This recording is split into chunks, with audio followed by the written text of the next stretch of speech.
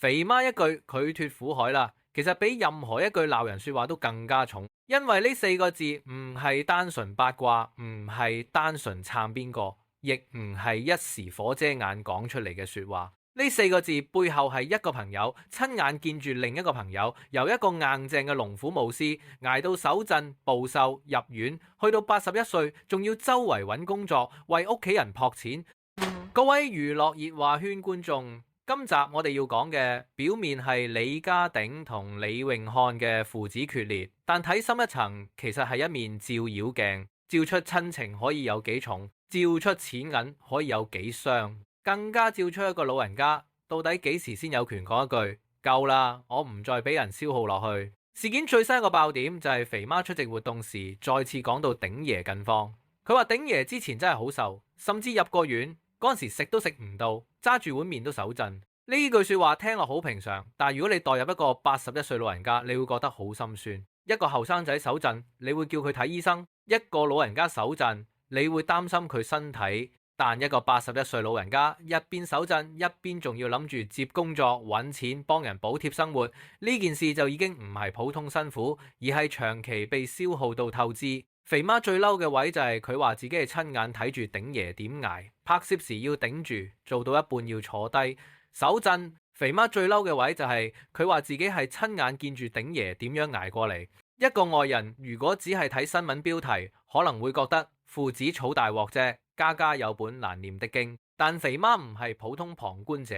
佢係見過鼎爺最辛苦嗰段時間嘅人，佢見過鼎爺瘦，見過鼎爺病，見過鼎爺手震，亦見過一個81歲老人家，明明應該享天倫之樂，明明應該可以慢慢食餐飯、飲杯茶、拍客戲、煮客晚，點知去到呢個年紀，仲要被家庭問題拖住。所以肥媽一句拒脫苦海啦，其實好重，因為呢句唔係幸災樂禍，唔係叫人父子決裂，而係一種心痛到最後嘅支持，即係話你已經捱夠啦，你終於可以放過自己啦。最諷刺係李家鼎呢個人年輕時係龍虎武師，係硬橋硬馬出身，拍戲捱打做動作受傷可能都要繼續開工，到後來入屋大家記得佢係鼎爺，宰地有霸氣，講嘢有火，成個人好似一個硬淨招牌。但今次家變，最令人心酸嘅地方就係你見到一個硬漢原來都會攰。人最慘唔係窮，最慘係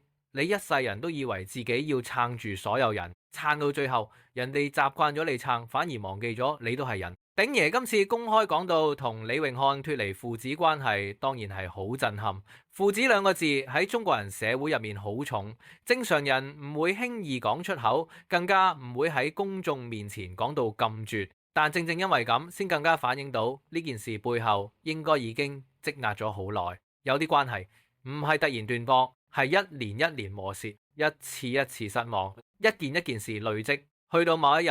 個人終於承受唔到。鼎爺講得出呢句，觀眾最應該問嘅唔係點解一個爸爸咁狠心，而係究竟一個爸爸要受幾多先會去到呢一步。另一邊，李詠漢去印度繞塔修行，呢條線亦好有討論性。有人會覺得人生去到低谷，想去宗教地方靜一靜，修行、反省、沉澱，呢個可以理解。人有時真係需要離開原本環境，先可以望清楚自己。但問題係，公眾見到嘅畫面唔止係修行咁簡單，因為時間點太敏感，家庭風波爆開，父親公開斷絕關係，外界討論責任、錢銀、婚姻、照顧問題，然後李詠漢喺印度繞塔，仲傳出目標要繞11,111圈，咁觀眾自然會問：呢個係真正修行定係走投冇路？修行本身唔係問題。問題係修行之前有冇面對現實？佛法講放下，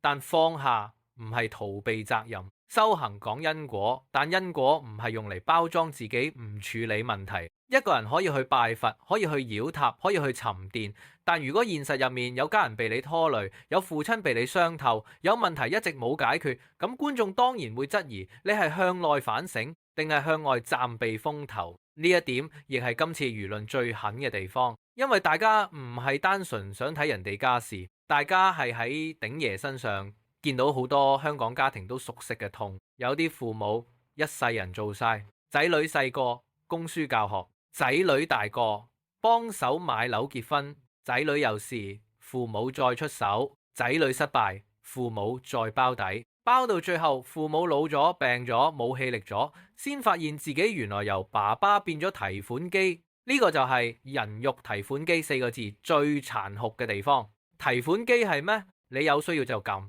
有錢就攞，壞咗就嫌麻煩。但提款機背後冇情緒、冇眼淚、冇身體限制。問題係人有一個81歲老人家，佢有血有肉，佢會攰，佢會病，佢會失望，佢亦會有一日覺得點解我做咗咁多，最後換嚟嘅係咁。所以鼎爺家變點解會咁多人有共鳴？因為呢唔只係明星屋企事，而係好多家庭嘅縮影。有啲人一聽到斷絕父子關係，即刻覺得太絕。但有時候界線唔係冷血，界線係最後自救。尤其去到晚年，最重要嘅唔係面子，唔係外人點睇，而係你仲有冇幾多日子可以真正安安樂樂咁過。鼎爺81歲，仲有細仔李榮豪同新抱照顧。近照見到佢精神好返啲，甚至再現身拍攝場地。呢件事其實令人鬆一口氣，因為觀眾最想見到嘅唔係佢繼續鬧落去，而係佢終於可以安穩翻少少。父子關係可以有好多複雜情緒，外人永遠唔可能知道所有細節，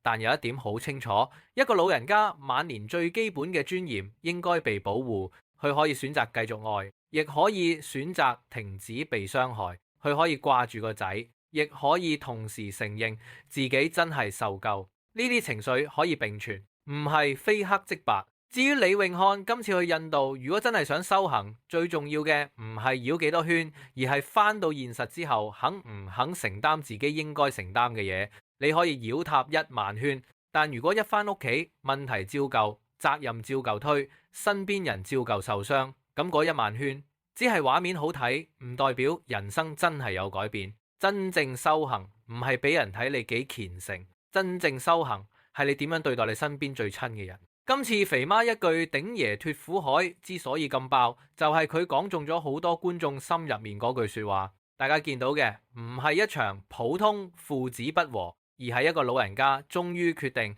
唔再用自己最後嘅人生去填一個永遠填唔滿嘅洞。我哋作為觀眾當然要小心，唔好將未證實嘅傳聞當事實，亦唔應該代替當事人審判所有私人細節。但基於公開資料同當事人講法，今次最值得討論嘅其實係一個家庭入面最核心嘅問題：親情係咪等於無限付出？父母係咪因為生咗你就一世要幫你包底？仔女係咪去到幾多歲都可以將父母當最後防線？呢啲問題先係鼎爺家變真正刺痛觀眾嘅原因。因為好多香港人都見過類似故事，有啲父母退休金俾仔女借清，有啲老人家賣樓幫仔女還債，有啲家庭表面好和氣，背後其實長年被錢銀同責任撕裂。到最後最孝順嘅未必係講幾多句我愛你，而係唔好令一個老人家去到最後仲要為你驚、為你煩、為你撲錢、為你失眠。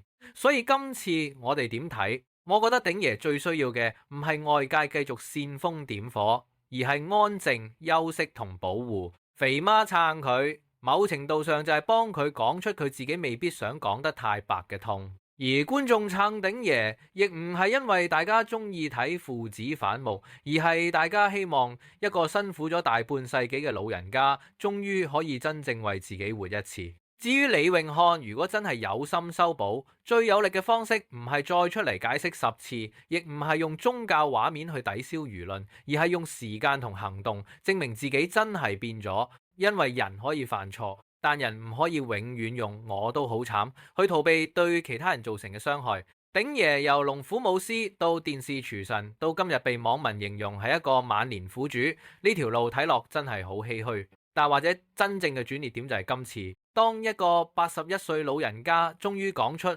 我唔再受呢句，未必係無情，反而可能係佢人生最後一次保護自己。肥媽話佢脫苦海，網民話佢應該享天倫，但我覺得最準確嘅一句係鼎爺終於可以唔再做所有人嘅底線。各位觀眾，你又點睇？父母對仔女嘅愛係咪真係應該冇條件？如果仔女一次又一次令父母失望，父母有冇權講一句夠啦？留言講你睇法。